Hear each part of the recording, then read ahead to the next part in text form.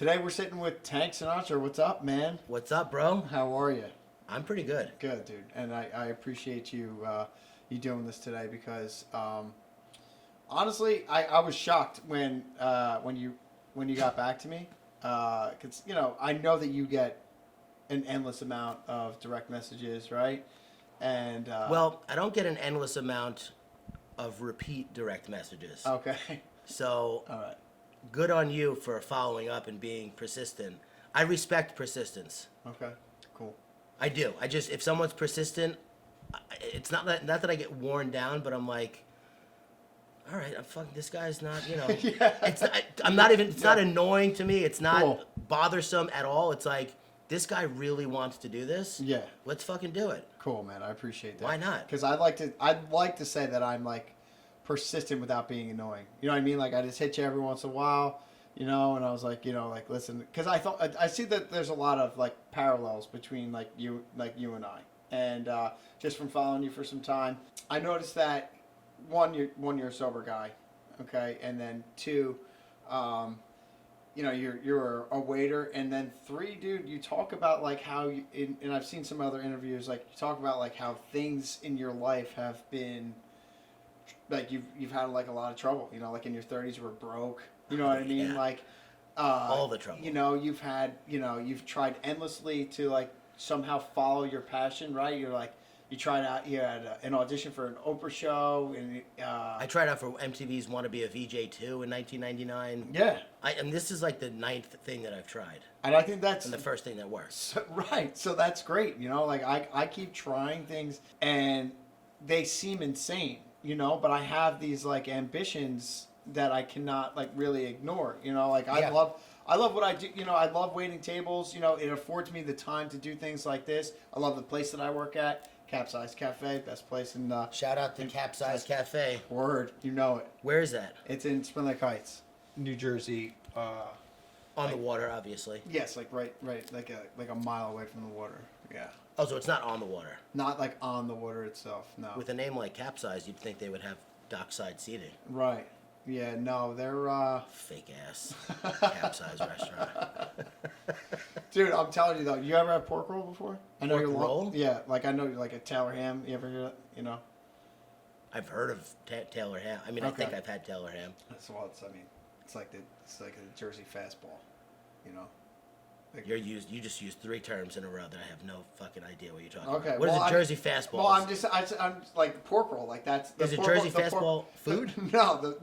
The pork roll sandwich is the king of breakfast sandwiches in New Jersey, and it's split between Northern New Jersey calls it Taylor ham, Okay. and like right where I'm located at in Monmouth County starts where people start to call it pork roll. That's bizarre. Yeah, yeah. And then when people come down from from up north for the summertime, because I live on the beach in the beach community, we call them the Taylor ham jabronis. You know what I mean? Because they come down, they want the Taylor ham sandwich. Okay, now what's a Jersey fastball? Well, that's what I mean. I just call that like that's the fastball. That's their pitch. You know what I Oh, mean? that's like the one that doesn't miss. Yes. Gotcha. Yeah. Okay. Yeah. Yeah. Wow. Like a bacon, egg, and cheese in New For York. you, Yeah. absolutely. Yeah. Yeah. I mean, I remember seeing this TikTok video where this guy went around where he worked, and he said to everyone, he goes, "Hey, what's that long sandwich that's on the bread? The long sandwich?" And everyone gave a different answer. Some people said a sub. Some people said a hoagie. Right. I was like, yeah. anyone who doesn't call it a hero is a moron. What are Really? we talking And we call it sub. Moron. I call it moron. Sorry, bud. Love I it. mean, Love it. but Yeah. someone called it a sidewinder. What? Yes. That's a moron. Special guy. However, there used to be a sandwich at a deli. We're in the weeds already. But Yeah. at a deli in Smithtown that was a sidewinder, but a sidewinder was a specific sandwich Right. preparation, not Yeah. a shape. Not a generalization. Yes. Yes. So, anyway, welcome to the Sandwich Podcast Yeah. here at.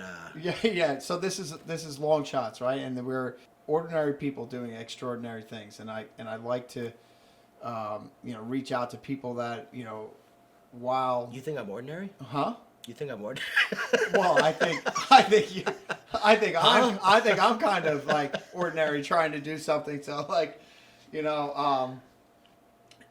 because like when I was kind of trying, I was in a tough spot in my life, and I was like trying to figure it all out. Yeah. And I got obsessed with like people that have been like down and out and have like overcome some adversities, or like they're true, like they like live in this passion of theirs, and they're just completely content. You know what I mean? Yeah. Because I had been miserable for so long, and I wanted to talk to these people, and it was always about me like helping as many people as possible while I'm alive.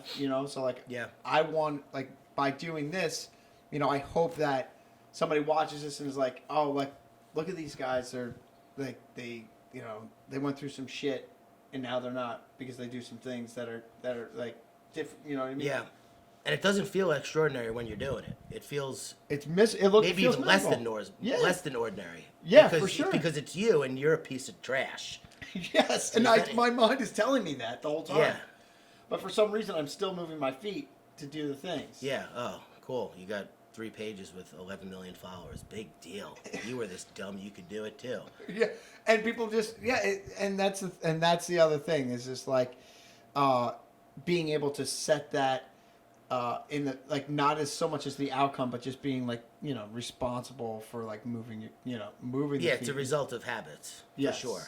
Yeah. It's not even a result of habits. It's a result of an obsession that I had that was already in place. My obsession with comedy and internet and people in general, that all came together at the right time on the right platform and hit. No. That's really all it was. I was already making memes on Reddit in 2008, 2009. Okay. There was nowhere to go on Reddit, though. Yeah. Reddit was not a place where you could build a following. No, it's a rabbit hole.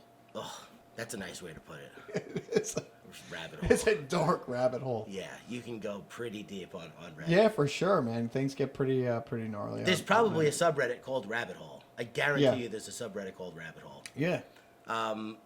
And then I tried stand-up comedy. I didn't like it. First time I never got over the nerves. The second time, I was like, this repetition of jokes is just not working for me. I don't like the art of building an act. Right. I like the art of a well-timed quip in the middle of a conversation, Right. that makes somebody spit their drink out. Yeah, bar shit. Yeah. Yeah. Exactly. Yeah. Did you tend bar? Waiter. Waiter. Always. Yeah. Yeah. Okay. Yeah. I tended bar until I tended myself right out of that bar. But but yeah, I've been in the restaurant business, pretty much my entire life. Yeah. But It's a good way to make money. it is, man. Until it's not. Until it's that cash, man. Yeah. That cash is something else. Yeah, you never go hungry, but you never really get out of that Yes. that pit either. Right. You know? Exactly. It certainly is one of those things where it's like, this is just good enough. Yeah. You know what I mean? Yeah. And Golden handcuffs. they Yeah. called it. Yeah. Exactly. Yeah. So, but like You could be a manager and make less money yes, and work more hours and work more hours, Yeah. but then you and have get more responsibility. more responsibility, but then you get the 401k and maybe some benefits, but is that, we were talking about that on the way in. It's like, at what point, do people just kind of like, oh, I'll just get the 401k, I get the benefits, and I'll just carve out that little piece of my life and I'll be okay. And for me, like, it's got to be like more than that, right? Like, Yeah. you know what I mean? Because like, so you have millions of followers, right, across like 3 different pages, right? Influencers in the Wild, we're going to talk about that because you got that game out, which is pretty funny. Is it dude. facing the right way? Yeah, Is it sideways? I hope so. Imagine it was sideways. You Yeah. couldn't read it. Yeah. But and like, you can't possibly know when you're building all this, like, how it's gonna play out. No. So pretty recently, somebody actually said to me, maybe within the last year or so, somebody was like, "Man, you got a lot of stuff going on, huh?" And I was like, "Yeah, I just keep thinking that everything's not going to work, so I just keep piling stuff on top of stuff on top of stuff, and some stuff continues to work long term, and then like all of a sudden I have a bunch of stuff that's working." But it really is, and I hate to like go right into fear, but it stems from a fear of everything not working. I don't think Right. fear is the worst thing in the world. I think fear as a tool used properly can motivate and get you into action when you really need to move the most. Yeah. If it's a debilitating fear and it causes you inaction, that's not good. But fear for me is a little bit of a driver. It's not the primary driver. The primary driver is love and wanting people to have a good time and making sure that people are entertained and wanting to take care of my family. But when all that fails, fear works. Yeah. So because like laughter is obviously almost like a defense mechanism, right? You know, like when things get like super tough for me, at least I'll even in like a dark moment, I'll make like a joke about a dark moment. Have to, yeah. And it either lands or it doesn't. But I mean, like those are the things that kind of catapult me into like doing something. Because pain has really been like the motivator for me to make any type of like change in my life. Yeah, why would you make a change if you weren't in pain? Yeah, but it goes back to what we were talking about. Like, I mean, like I don't even know. Like you see these people that are like super like overachiever, like they get these ideas and they act on them. Like me, I'm just like I'll wait till like I think about something. I'm like, oh, I want to do that. You know what I mean? I really want to do that. I really want to do that. And then all of a sudden I'll just have such a pit in my stomach that I'm like, fine, I'll fucking do it. Yeah. And I'm just really talking to myself. Nobody's like telling me to do anything. Yeah, no, nobody even knows the conversation you're having in your head. Yeah. No. My son, have you ever read the book The Road Less Traveled? No. So there's a book by M. Scott Peck called The Road Less Traveled. Everyone usually knows the poem by Robert Frost. Mm-hmm. And yes. Yeah. Diverge in the Wood. Yeah.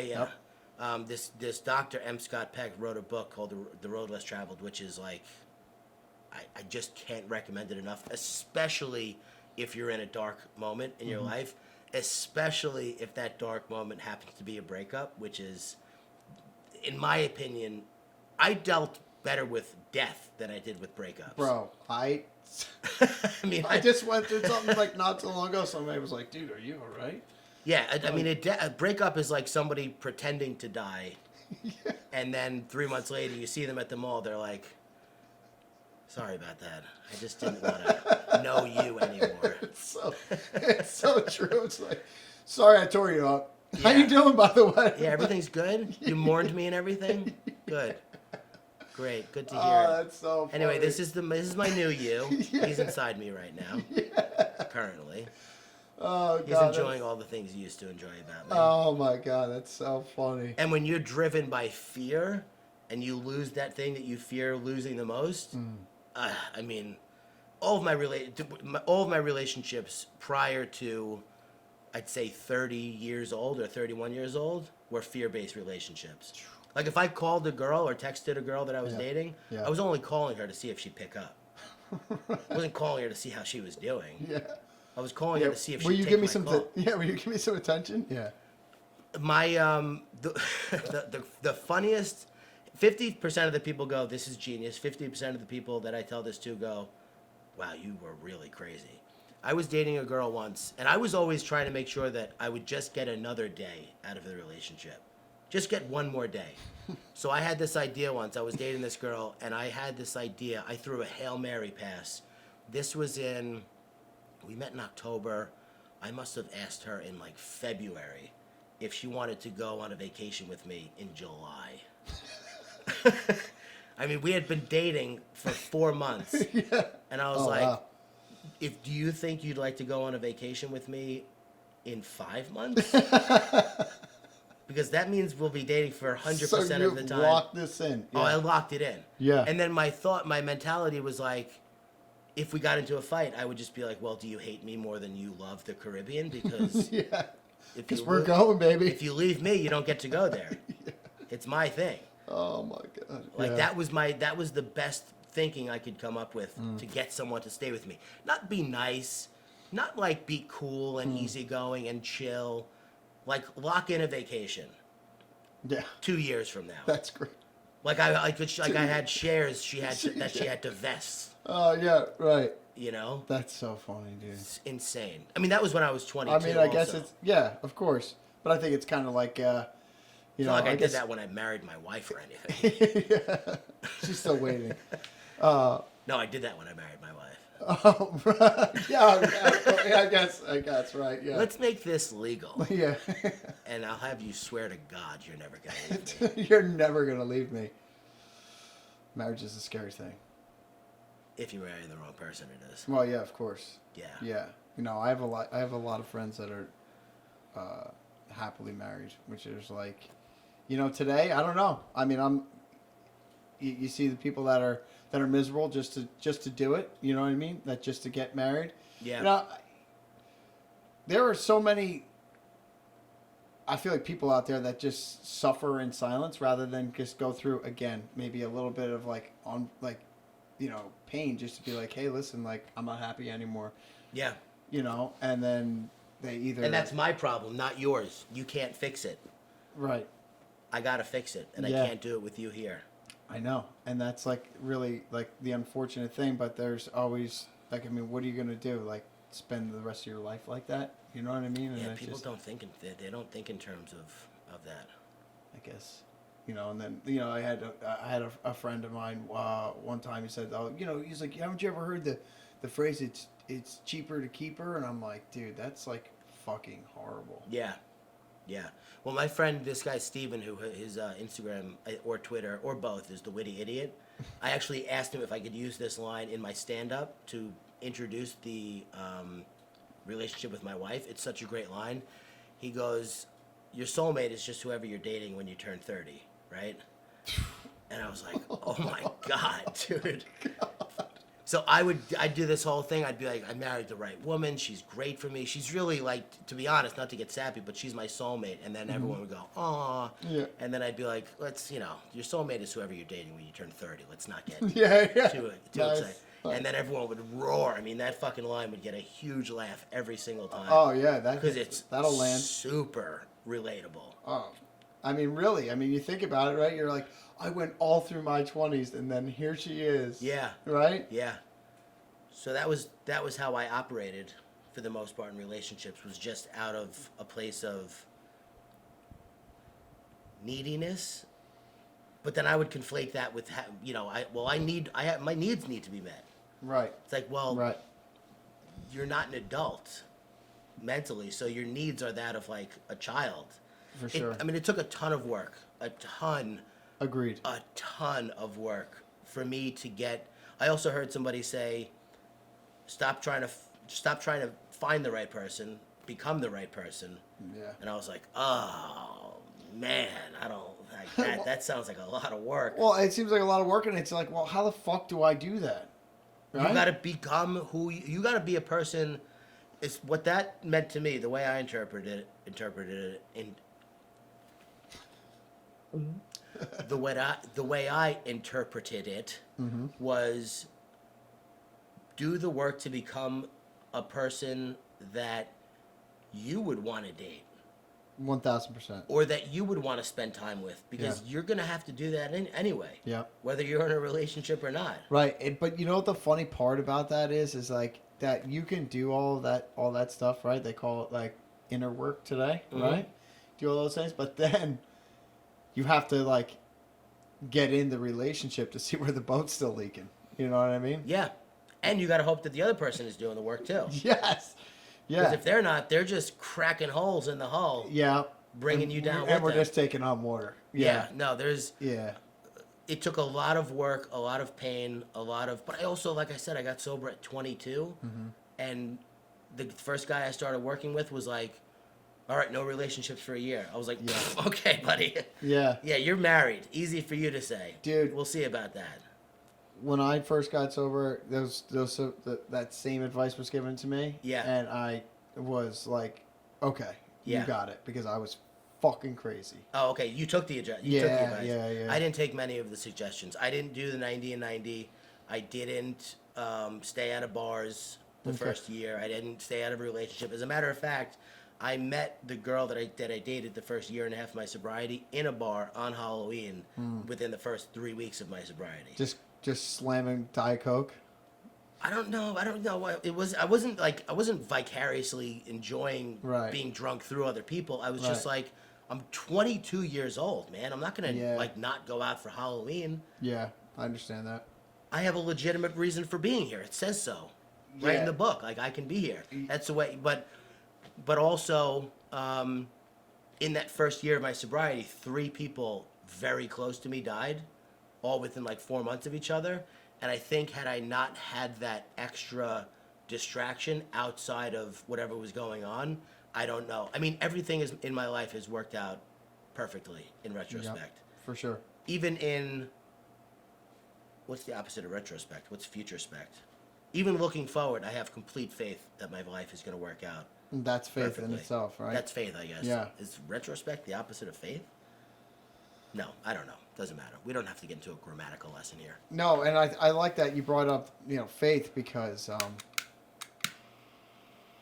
I think that having that and having like a strong like trust, right? So fear, we talk about fear already, and faith is the opposite, of fear, and like being able to like, do what you're doing, right? With the, with the 3 pages, the board game, the book, you know what I mean? Like all that stuff, you're just like, I don't know if this is going to work out, but I'll just do it anyway because one, it probably feels right. Yeah. Right? Like this feels right for me, right? This is like a creative thing. Like we were talking about on the way here, the fulfillment, that things like this, Yeah. give you, and that's why, you continue on. But I mean, like when your life is really being challenged, I mean, you want to retreat into maybe some of those like old, defects that you talked about and just start blowing shit up, right? Because it's not going the way that you want. Well, as far as the game goes, that's been the biggest leap of faith on paper because I had to put a serious amount of money into it to get the games here, to buy a significant amount of games to get them into Target. Mm-hmm. So it was like every step I took was met with like a little bit, of positive reinforcement. But even with that said, every 10 minutes I'll be like, did I just fucking ruin my life? Did I just ruin my life with this game? Yeah. Did I fuck up? Am I going to be homeless? Yeah. And then I'll get a little nod from God, Mm-hmm. and I'll see somebody post about it, or I'll see some big account post about it. Yeah. And I'm like, no, man, the game is good. Like, I made the game. It's fun, man. Bro, the game, legitimately, in my heart, I truly believe it's the best board game ever made. Way better than Candyland. Candyland. I truly believe that. Like, the way you play it and the timeliness of it and the way that it operates. Like, I made this board game with Adam from scratch, from nothing, from a blank piece of paper. And all of a sudden we had a board with, like, destinations on it and no Wi-Fi spots where you lose a turn because you're an influencer and, like, a million different other things really cool. that didn't exist before. So just creatively, the fulfillment I got out of this has been tremendous. When it sells 30 million copies, then I'll be validated, but I'm already fulfilled. Right. Validation and fulfillment are 2 separate buckets. Sure. Yeah. And the validation is, like, I wouldn't say, like, evil, but it's, like, it's kind of like it'll set you up maybe for, like, if you focus too much on the validation, right? I mean, you'll take all the joy out of what you're doing in any scenario. Oh, yeah. And, for lack of a better phrase, self-sabotage, right? Yeah. No, I can't. I've gone down that road. I had a website. This was my first bit of, like, internet success. I had a website called ifoundmoneytoday.com where I left $5 bills around New York City when I was working in New York City. Yeah. And I would take a picture of it, a couple of pictures, write a little story about where it was, what location, who was around, where I thought the money would go, blah, blah, blah. Right. And I won a Webby award for it, which is like the Oscars of Yeah. the internet, right? Yeah. And the day the Webby Award winners were announced, so there was 2 different categories, People's Choice and then the actual proper Webby Award winners. People's Choice, I lost, and I saw that, and I was like, fuck. I asked people to vote for me. I guess they didn't vote for me. But then I wound up winning the actual Webby Award, which meant, like, the panel of judges chose mine to win. Yeah. And I saw the visits on the site go absolutely bonkers. Right. And I spent so much time looking at the visits to the site that I stopped posting on the site. I was so infatuated with the visits. The ticking up of. I was checking it every 10 minutes. Uh-huh. I was like, oh my God, 1,000 people just visited in 10 Wow. minutes. Wow. This is like, oh my God. And then the site died. I mean, I don't know where that site would be today if I had stuck with it. Who knows? Right. Or what ideas would have spawned from that. So, you know, that's having a regular job when I started Tank Sinatra. Also, being a full-blown adult with a job, a wife, kids, a whole personality formed already when this all happened was exactly the way God intended it, I believe. And when I say God, I'm sure you know this, but just for anybody listening, I don't mean the big white guy in the sky with a beard and a notebook. Whatever that is for you. Watching me jerk off and curse and be mean to people and cut people off in traffic. I mean something that I can't even explain. So, like, that whole The Catholic... infinite. whatever was before the Big Bang. Yeah. Whatever that was. Whatever that is. Who knows? Yeah. So, but, like, I don't know. I just feel very in tuned with that creative force. Even today, up to this point, like, I had something happen. It happens all the time. Like, I watched Stand By Me with my son this past weekend. Great. I don't know why I felt the need to watch Stand By Me over the weekend with my son. But then today... It's a great summertime classic. Today, somebody... I saw on Twitter that today, Stand By Me was released 36 years ago in movie theaters. Oh, no kidding. Stuff like that happens all the time, where it's like either on the nose or like on the cheek. Right. It's either here or right between... Right. A lot of times it's right You between... feel it either way. I don't take for granted these little, like, winks that I get from God, the universe, whatever you want to call it. Yeah.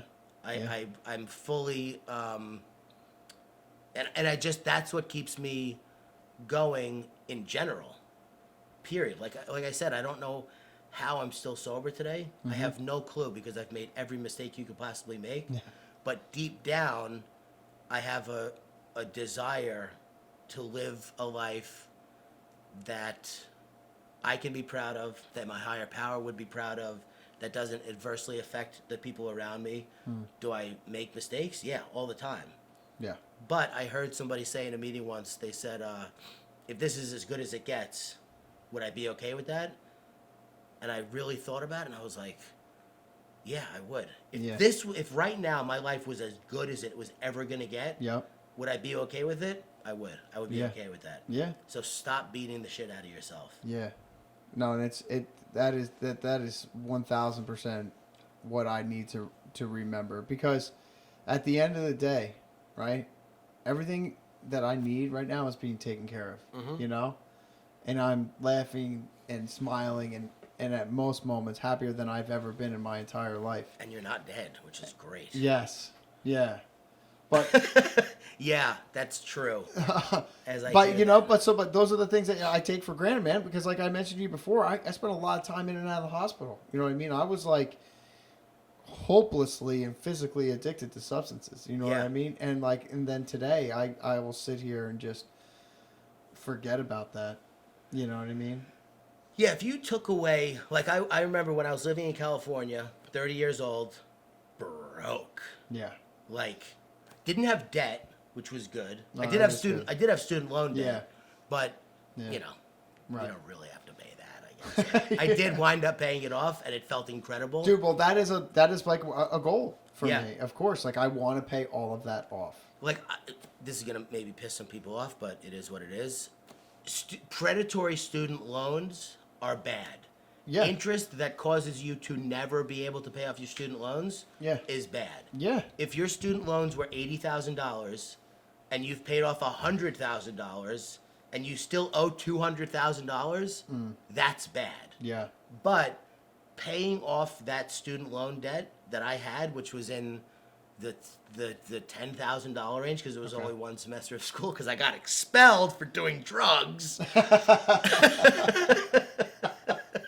I love it. Was one of the greatest moments of my life. Yeah. Paying that final payment and being free of it. Yeah. robbing people of that, I think, is a disservice. But that's, like I said, some people are not in that situation. No. Some people have been paying these things off forever, and they just keep growing like a monster. Yeah, no, I have a friend of mine she is like 1,000% just like committed to like paying those off, which I think is cool. Yeah. Because before, like you said, it's just that monster keeps growing heads. You know what I mean? Yeah. And you have to cut it off at some point. You know, so. But I was in California. I was broke. I was working at this restaurant, which was the worst restaurant I ever worked at as a waiter. We did more work, more pre-shift side work and after shift side work than I've ever done in my entire life. I made the least amount of money. Dealt with the worst people, and I had no money. Like I literally had $0.00 in my bank account. Yeah. My own fault. IRS, whatever. They will come for you. For sure. But I was just in a bad mood one day, driving to work, and Jay-Z, the Blueprint 3, was just on repeat in my car for like a year. Yeah. And there's a song that he has with Young Jeezy, and Young Jeezy says, "I ain't dead or in jail, I can't complain." And as he said that, I came over the crest of this hill, and I saw the Pacific Ocean, and I was like, yeah. what, like... Yeah. I'm not dead. I'm not in jail. Yep. I have enough money to eat for today. I'm not going to get kicked out of my place today. Yep. What am I so worried about? Like I was bred to worry. 1,000%. Absolutely. I was born in like with that voice inside my head. Yeah. That just like that panic. Yeah. For whatever fucking reason. You know what I mean? That it's not going to work out. You know? Why would it? Yeah. But then you come to the realization, like, why wouldn't it? Yeah. It does for some. Why not you? Exactly. Why wouldn't it work for you? Yeah. What is so special? Like, I think about this a lot. I think about the mindset of, like, Shaquille O'Neal or Michael Jordan or these people who are like... Shaquille O'Neal, I mean in the business sense, by the way. The guy has made some investments that are, like, winners. Yeah. You know what I mean? Yeah. With all those restaurants and he's... Ring? Yeah.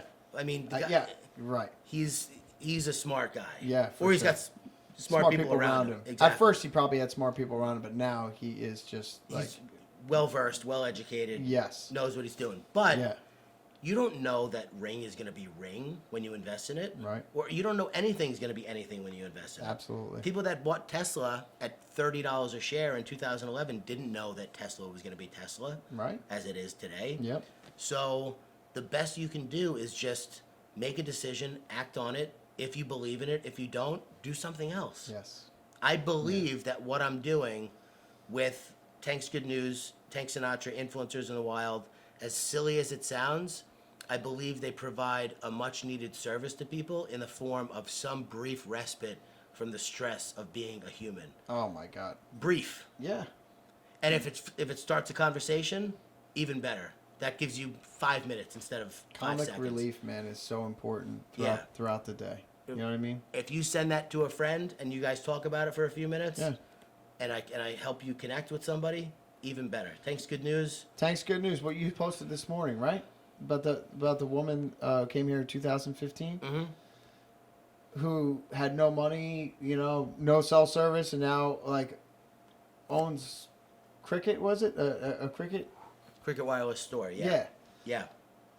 Dude, like that's the whole like it's stories like that. It's stuff like that that keep me going. That being like, why not me? You know what I mean? I mean, how our lives are unsecured. Let's say. Her life, she got on a boat in 2015. Yeah. And was like, fuck it. Yeah. Whatever happens there has got to be better than what's happening right now. Yeah. Yeah. That's why I keep moving forward. Yeah. Not because I'm trying to escape or because I'm uncomfortable, just because I just feel like there's more work to be done. Well, and you've also experienced some really, dark stuff that you're like, I mean, even me on a shitty day is better than me on a day back then. You know what I mean? Yeah, because what is a bad day now? Yeah. What does that even consist of? Right. My kids want to spend too much time with me? Yeah. I mean, Yeah. No, you're absolutely right. sorry, bro. Yeah. This is the life you begged for. Oh, begged, you know. Yeah. So I mean, these types of things, doing this. This is, what for now, right now is like what it's all about for me. Like I have, again, we were talking. I don't really know, really what I want to do. I mean, this kind of started out as like a fear exercise. I felt like if I could put myself out there on the internet and like be afraid of like what people thought about me, that I could overcome really, Yeah. pretty much anything. And and again, like you agreeing to do this was like what I said to myself the other day was because again, in my head, I'm thinking about, oh my God, like I'm overthinking this. You know what I mean? I'm like, I'm going to mess this whole thing up. And I'm like, well, dude, I'm sure a bunch of people message him all the time. Like, this is a God-inspired moment. And if you mess it up, you mess it up. Right. Big deal. I know. What are you gonna do? Yeah. I know. Not do it? Exactly. Like, not do it out of fear to be like, oh, I can't make it today. Yeah. You know? Well, that's why I did stand up the first time, because I was terrified of it. Mm-hmm. That's actually why I did it the second time too, but more so because I felt like I had more stuff to say this time. Right. But most of the things that I've done out of a feeling of me telling myself I can't do it. So I'm like, fuck you, self. Yeah. Dude, self. Yeah. I'm going to do it anyway. Yeah. Just to get over the fear of doing it. Face your fears. Yes. Absolutely. There's a buzz on the other side of that, too. You know what I mean? Oh, yeah. I mean, when you come out on the other side and be like, fuck yeah, like that feel, and it feels good, and you're just like, I want to do that again. Yeah. I want more of that. Yeah. You know what I mean? Yeah. And then it just keeps going and going and going. So, this has been really pretty cool. Pretty Yeah, and special. sometimes it does, sometimes it doesn't. Like when I did stand up, even when I got laughs, it just didn't hit me for some reason. Right. I just couldn't absorb them. I have to imagine that when someone who becomes a professional stand-up comedian overcomes that fear, gets up there, tells jokes, and hears laughs, they get a little rush or a little charge out of it. Oh, for sure. I felt nothing. Wow. I just didn't connect with the laughs. I didn't connect with the room. I didn't feel it. It was just like, I'm just telling jokes up here. It's not like that big of a deal. I already wrote these jokes. Yeah. I didn't think of them right now. Yeah. It's almost like. I'm just acting. Yeah. Wow.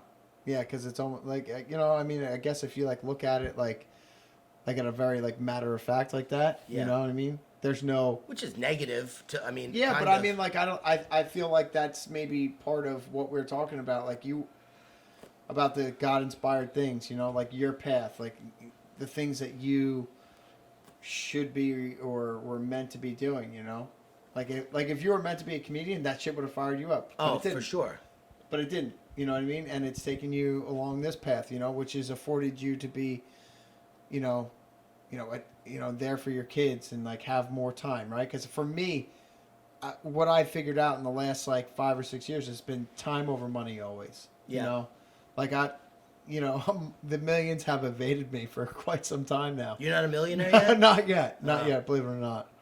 But we'll get there someday. Yeah, well, that's a goal, but I mean, like, just doing, having time has been really amazing. Yeah, why else would you want money except to have more time? Yeah, I mean, exactly, right? Because like that's always the well. If I have millions of dollars, I'll be able to fish more, and I'll be able to hang out with my family more. And it's like, well, I kind of I don't have millions of dollars right now, but I'm doing those things. Yeah, you know what I mean. So it's like, what's the trade off? And then the trade off is like fulfillment, like what we talked about before. Like yeah, it's like that's what feels good. So I'll be doing more of that regardless of what I make from it. Yeah. Well, that's why you brought up the book, which I never even think about anymore, The Happiest and New Rich thing. Yeah. That was coined by me when I was the brokest I'd ever been. When I put that book out, and I had 800,000 followers on Tank Sinatra only, Tank's Good News didn't even exist. Right. People were like, Yeah, it's easy to say that when you have millions of dollars. People just think that if you have a big Instagram following, you are rich. Right. Rich. Yeah. 800,000 followers. I was still selling fence. Right. Full time at that point. Right. So I put that book out because I thought it would help people, because when I was at my lowest financially and emotionally, kind of, I made a decision not to be at my lowest emotionally. I got this email from this guy, Ralph Marston.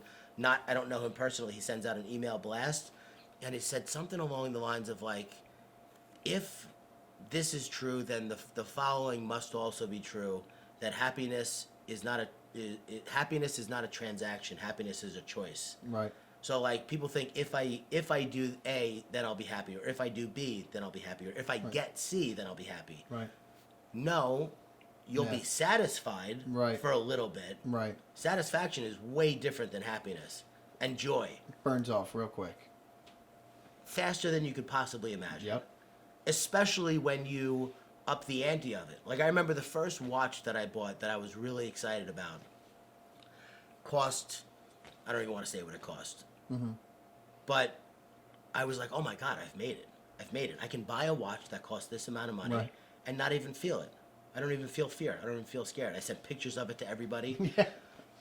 I went then to buy another watch that cost literally 10 times the amount that first watch cost. And I was like, this is going to feel 10 times better. Right. Maybe 9, because like tolerance, right? It felt actually less exciting.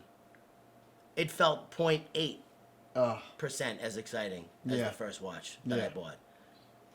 I was like, what a this letdown. Sucks. This Fuck material shit is stupid. Yeah. So it really is all about time and freedom and enjoyment and memories.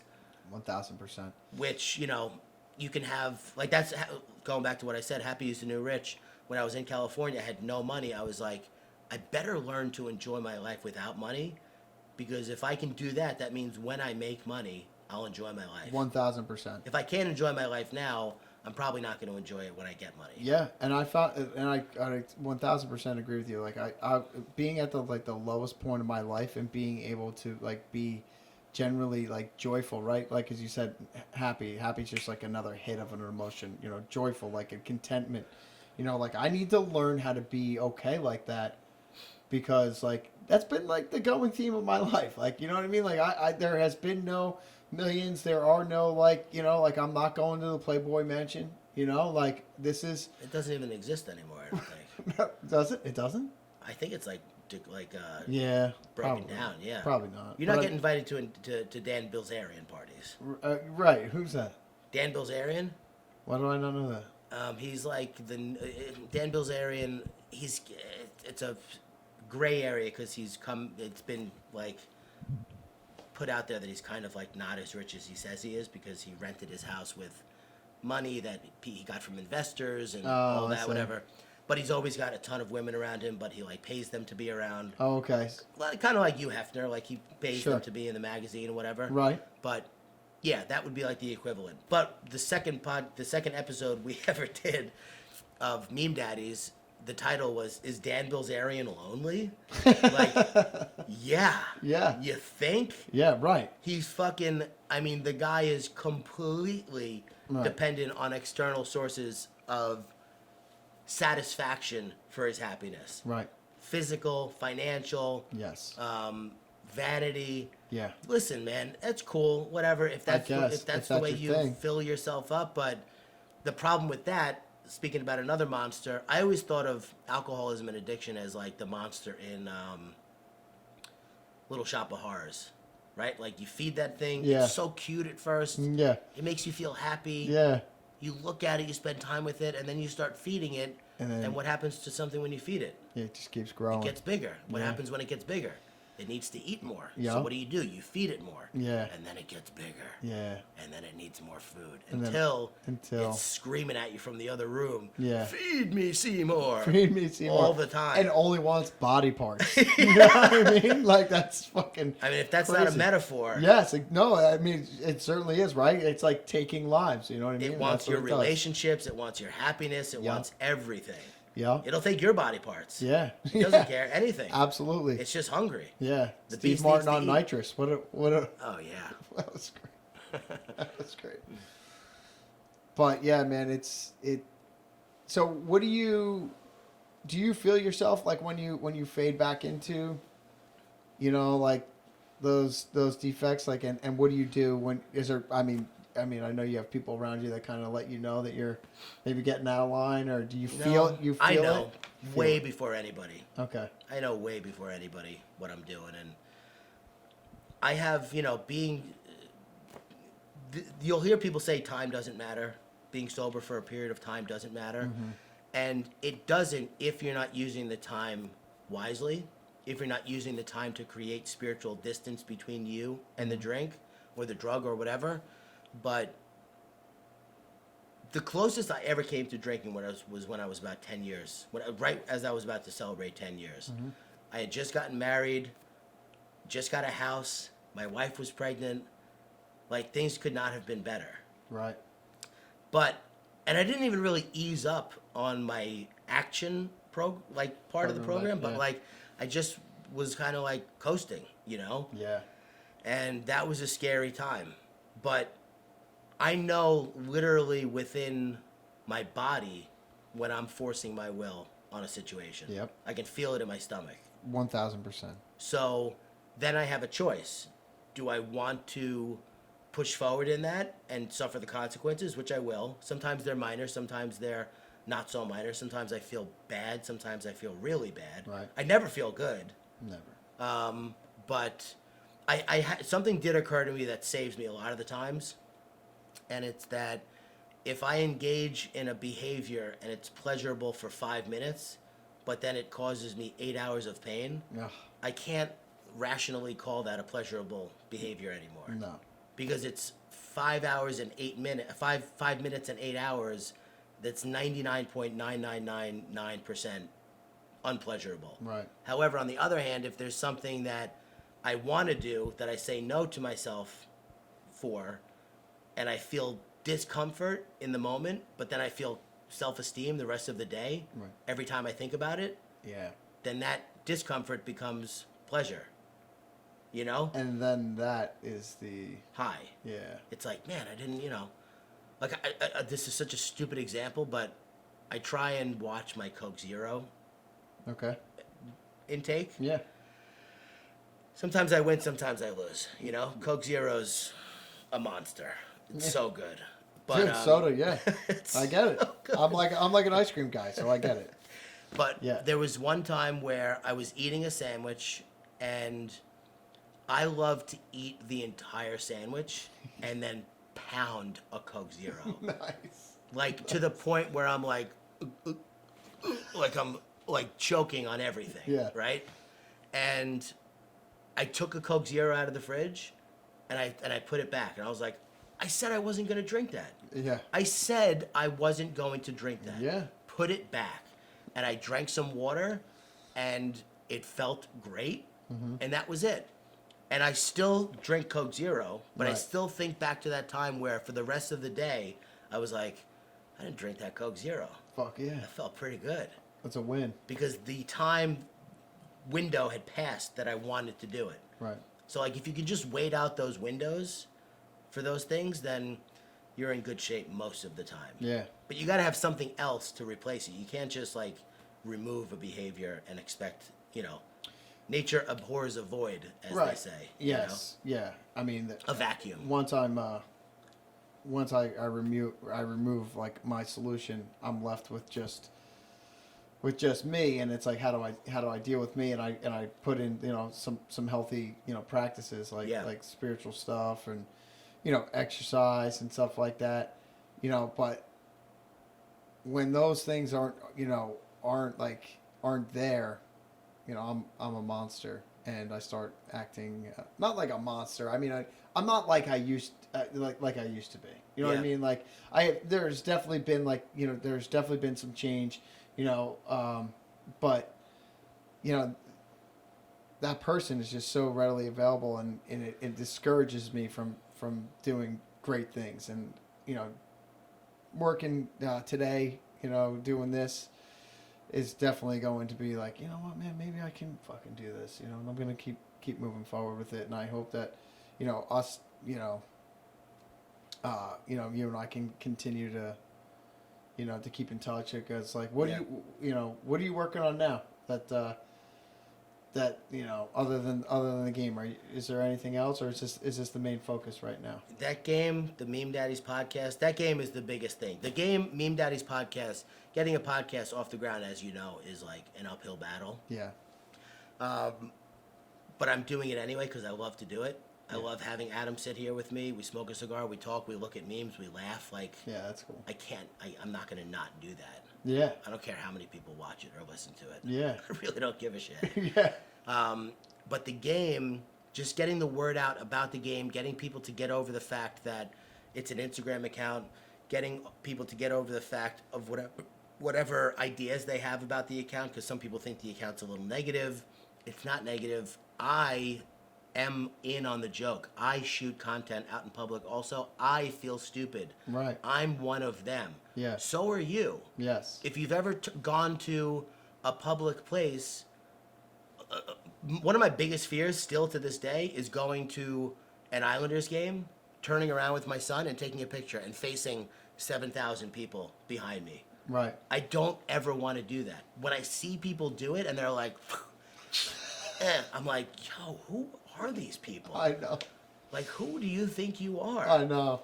So, yeah, thanks for inviting a stranger into your home today. You're not a stranger, man. You're one of us. Yeah. You know? Yeah.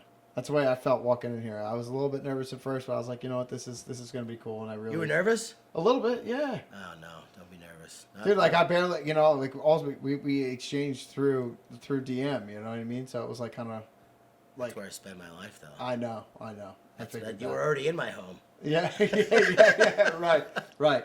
Well, thanks again, man. You know, everybody knows where they can find you. Go to Target, get the game, Okay. or Target.com, get the game. Yes. Play the game. Let me know what you think. Yes. Good, bad, or indifferent. Right on.